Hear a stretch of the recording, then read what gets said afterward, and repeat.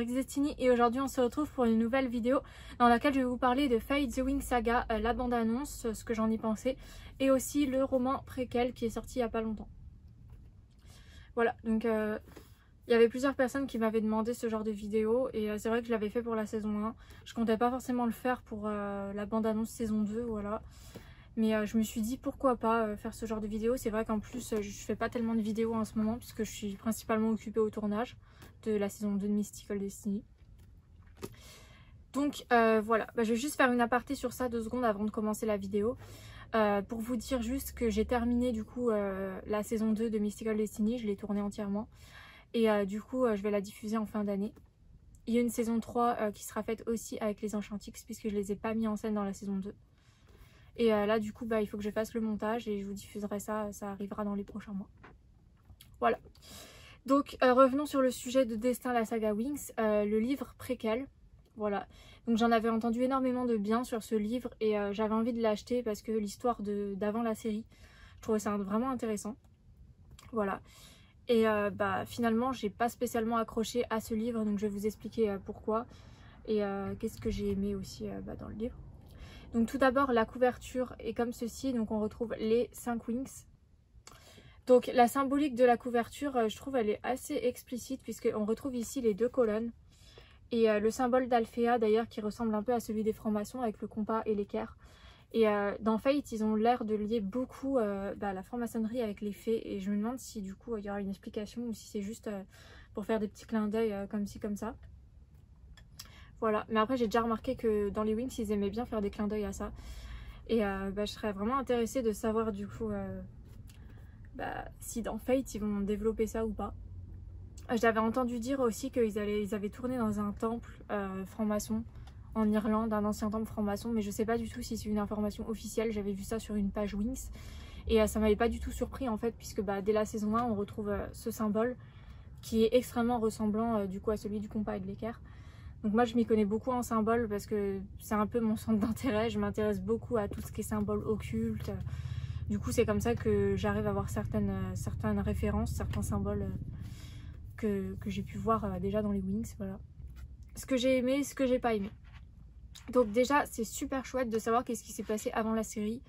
J'avais vraiment envie de savoir parce que c'est vrai que ça commence à l'histoire commence dans la saison 1 de Fate, vraiment quand les Winx vont à Alfea, et là c'est vraiment l'avant.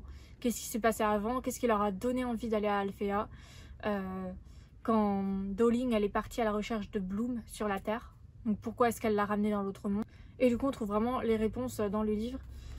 Par contre moi j'ai pas aimé l'histoire en globalité parce qu'il n'y avait pas assez de magie, pas assez de mystère. C'était vraiment un livre pour ados en fait. Moi c'est l'impression que ça m'a donné. Que c'était vraiment une histoire pour ados avec qui se passe dans un lycée. Ça donne cette impression là. Avec tout ce côté populaire, impopulaire. Ce côté je dois me conformer à des tendances pour avoir des amis sinon je suis rejetée, et ce côté normatif me plaît pas du tout. Moi ce que j'aime bien dans les Winx justement c'est qu'elles sont toutes bienveillantes les unes envers les autres. La différence est acceptée et chacun peut être qui il est sans avoir besoin de se changer. Et dans l'Alfea de Fate c'est limite comme sur Terre on va dire, avec ces histoires de normes, de conditionnement, de conformité. Et je trouve que ça aurait pu être intéressant s'ils avaient montré que justement on peut se rebeller contre ça et être soi-même tout en étant accepté. Parce que moi c'est ce côté-là qui a été développé sur quasiment toutes les pages, dans tous les chapitres, qui à force devient vraiment ennuyeux. Moi je regarde pas les Winx pour ça en fait. C'est vraiment le côté magie, fée, amitié, valeur morale que j'aime bien. Et dans Fate, il y a ce côté vraiment mystère, où tu as des scénarios plus matures et tout ça. Mais dès que ça part sur le côté ado, personnellement, je décroche. Je trouve en fait que c'est assez stéréotypé. Il n'y a pas assez de diversité dans le sens que les adolescents font pas forcément déjà tous la même chose. Même si c'est beaucoup ce qu'on retrouve dans les lycées, tout ça. Il y a aussi des adolescents qui sont différents, qui s'amusent autrement, qui font pas toujours la fête. Et surtout que là ça parle de fées, de mondes parallèles. Je trouve que cette normalité qu'on retrouve sur Terre, à la rigueur elle aurait eu sa place pour Bloom puisqu'elle vit sur Terre. Mais pour toutes les autres qui vivent dans une autre dimension, je comprends pas en fait. Ils ont vraiment mis ça pour que les gens puissent s'identifier, je pense. Mais ça n'a rien à voir avec l'histoire. Voilà, donc j'ai rien de plus à dire vraiment sur ce livre. Pour ma part, il ne m'a pas tellement intéressée. J'étais emballée au départ pour savoir l'histoire avant la série. Mais il n'y a pas tellement de magie. Il n'y a pas tellement de magie, je trouve. J'ai bien aimé par contre qu'il développe plus les personnages autres que Bloom. C'est un des côtés que j'ai bien aimé dans ce livre par contre. On en apprend beaucoup sur Terra, sur Musa, sur Aisha, sur Stella. Beaucoup plus que dans la saison 1 de Fate. Donc moi il y a 3 personnages dans Fate sur lesquels je peux principalement m'identifier et qui m'ont beaucoup plu du coup. Terra, Musa et Bloom. Alors Terra, sa personnalité, le fait qu'elle soit très gentille, très calme. Donc par contre pas son côté bavarde du tout, mais voilà son côté gentil principalement. Et le fait qu'elle soit passionnée par quelque chose, par les plantes, bon moi c'est pas les plantes, hein, c'est autre chose, mais le fait d'être un peu incompris dans sa passion et jugé à tort par les autres, sa différence, tout ça. Musa, sa sensibilité, le fait qu'elle a besoin de se couper des émotions des autres, de s'isoler, parce que sinon elle est saturée d'informations. Donc quand tu es extrêmement sensible, c'est souvent ce que ça te fait. Et Bloom, pour son côté différente, rebelle, et le fait que elle fasse tout ce qu'elle peut pour trouver des réponses. Voilà. Par contre, Aisha et Stella, je m'identifie pas du tout en elle, puisque je n'ai pas grand chose en commun avec elle. Mais j'aime bien tous les personnages, de toute façon, toutes les Wings. Mais c'est vrai qu'il y en a certaines que je préférais leur personnalité dans le dessin animé, comme Layla par exemple, Aisha. Je préférais la Layla du dessin animé. Par contre, Stella, c'est mitigé. Stella, il y a des choses que j'aimais bien dans le dessin animé, d'autres choses que j'aime bien dans Fate. Pour Bloom, je préfère largement la Bloom de Fate. Pour ce qui est de Musa, dans Fate, je la préfère aussi également. Et Terra, c'est pas vraiment Flora, donc je peux pas faire de comparaison.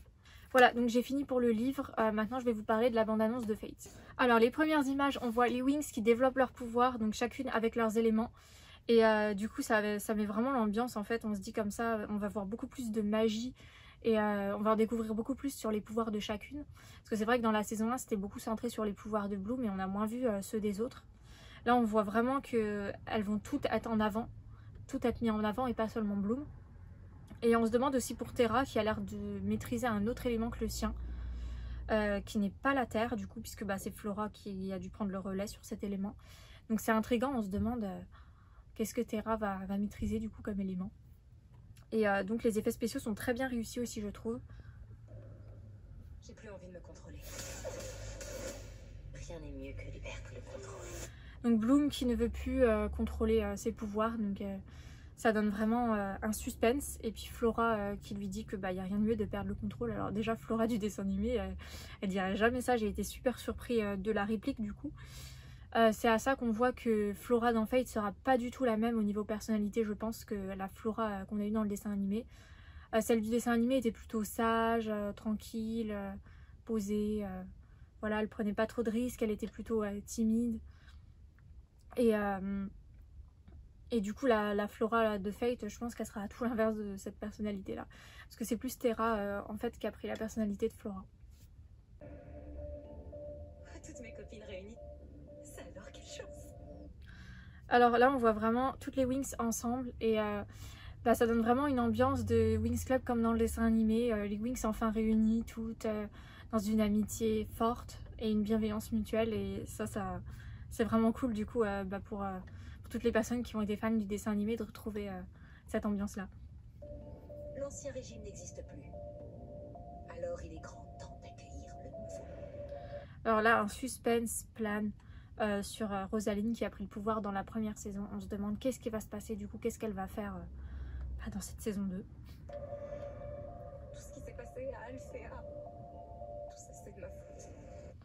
Et Bloom du coup qui culpabilise, qui pense que ce qui s'est passé à Alphéa c'est de sa faute parce que c'est elle qui a fait sortir Rosaline de sa prison. Et du coup on se demande comment est-ce qu'elle va gérer ça, comment elle va gérer sa culpabilité. Et dans cette scène là elle est avec Sky entourée de feu. Tu n'es qu'une ado. Tu devrais pouvoir te comporter comme telle. Alors là on retrouve ce côté ado encore qui est remis, mais qu'avec tout le côté fête, voilà. Et après, ce que je trouve plutôt cool, c'est qu'on voit une image de Sky et de Bloom sur un cheval, ce qui fait penser à l'aventure magique des Wings. Et c'est vraiment une scène emblématique du dessin animé qu'ils ont remis dans la série, et ça, je trouve ça vraiment, vraiment cool, cette référence. Ta vie, c'est ta vie. Et tu peux en faire ce que tu veux. On s'en des autres. Alors j'aime bien la mentalité de Riven qui est un petit peu rebelle, voilà, anti-norme on va dire.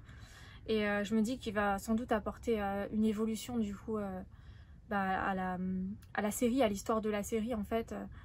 Qui, sur le côté que je vous parlais tout à l'heure, là, le côté très normatif des ados et tout ça, lui il va peut-être au final casser les codes plutôt que essayer de se conformer, parce que dans le livre c'était plutôt ça, hein, il essayait de paraître cool, peut-être qu'il va comprendre en final qu'il faut mieux qu'il soit lui-même, et donc on se demande peut-être c'est ce côté là qui va plaire du coup à Musa, parce que Riven il avait quand même un côté pas mal rebelle dans le dessin animé.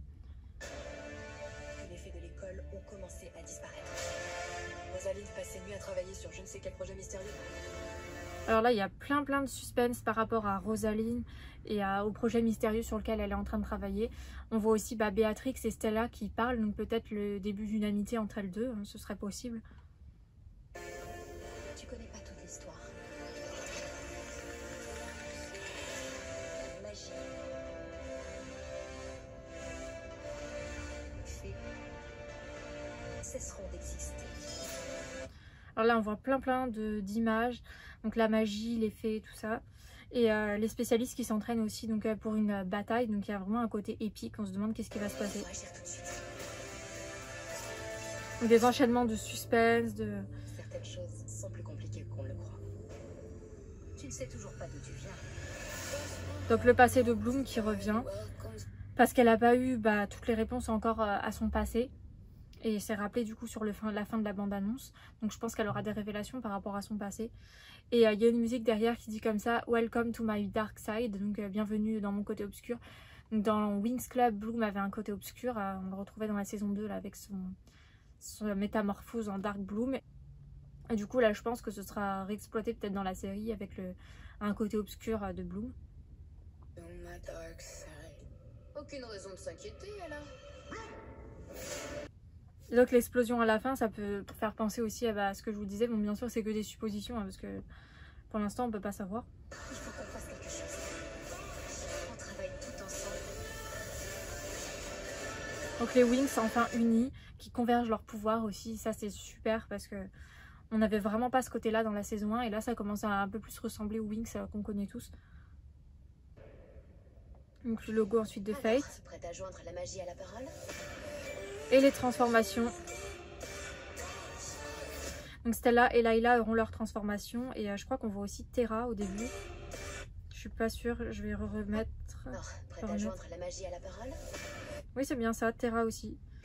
Donc Terra, Stella et Layla. Donc peut-être Musa aura aussi sa transformation, hein, qui sait. C'est vraiment cool du coup qu'elles aient toutes leurs ailes. Et ce que j'aime particulièrement bien aussi dans la série Fate, c'est que contrairement au dessin animé, ils ont apporté un changement sur les transformations. Elles n'ont que leurs ailes qui apparaissent. Leurs ailes représentent les éléments et du coup ça se centre vraiment sur la magie qui se matérialise dans les ailes. Et je trouve ça vraiment beaucoup mieux que les transformations du dessin animé qui étaient plutôt centrées sur le changement de vêtements et sur les poses de top modèle. Là ça se centre vraiment beaucoup plus sur la magie. Et moi ça me plaît beaucoup plus forcément, puisque ce que j'aime principalement dans les Wings c'est le côté magie. Donc voilà, j'ai super hâte de voir la série. Je pense que la saison 2 va vraiment être très bien. Ça a l'air d'être plus intéressant encore que la saison 1. Et ça ressemble plus aux Wings du dessin animé, tout en gardant les différences de la série que j'aimais beaucoup. Ça a l'air aussi d'être un petit peu moins centré sur le côté ado comme il y avait dans le bouquin, puisque là maintenant elles développent leur magie. Elles sont plus dans le côté évolution spirituelle et moins dans le côté du coup adolescente normale. Voilà, donc c'est tout ce que j'avais à vous dire dans cette vidéo sur Fate. J'espère que la vidéo vous aura plu et je vous dis à bientôt pour de prochaines vidéos. Bye!